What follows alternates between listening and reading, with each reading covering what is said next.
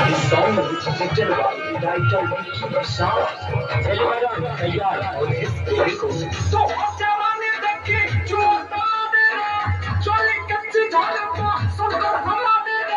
तो जवानी देखी जो तारे चले कच्चे झाड़ को सुंदर हवा दे माने बना लो तू हमारा चाहिए थोड़ी अच्छा चाहिए थोड़ी अच्छा चाहिए थोड़ी हमारा चाहिए थोड़ी तो अब जवानी देखी जो अल्लाह दे चले कच्चे झाड़ों को सबको हवा दे माने बना कहावे हमारा चाहिए थोड़ी अच्छा चाहिए थोड़ी हमारा चाहिए थोड़ी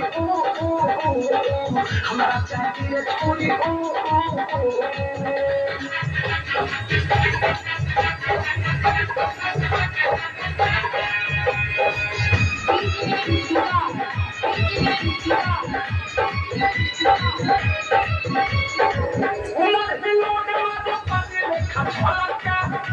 कुछ होना चाहिए देखो में खोला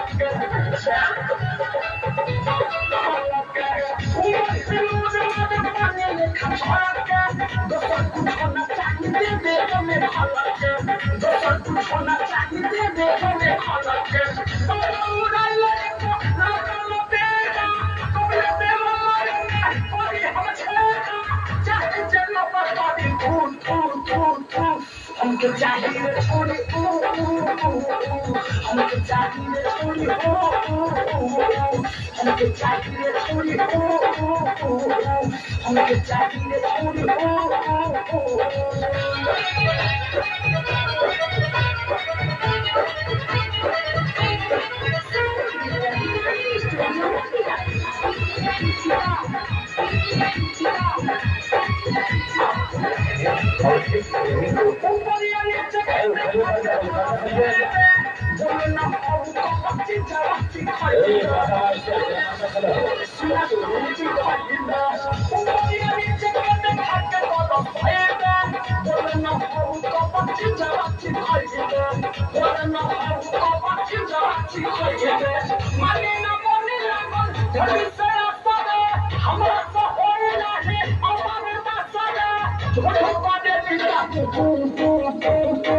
हमारा चाहिए थोड़ी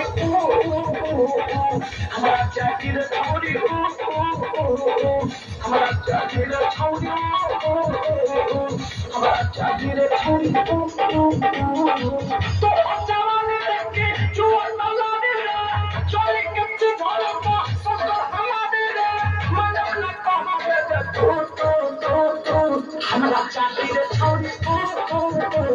अच्छा चाहिए थोड़ी अच्छा चाहिए थोड़ी हमारा चाहिए थोड़ी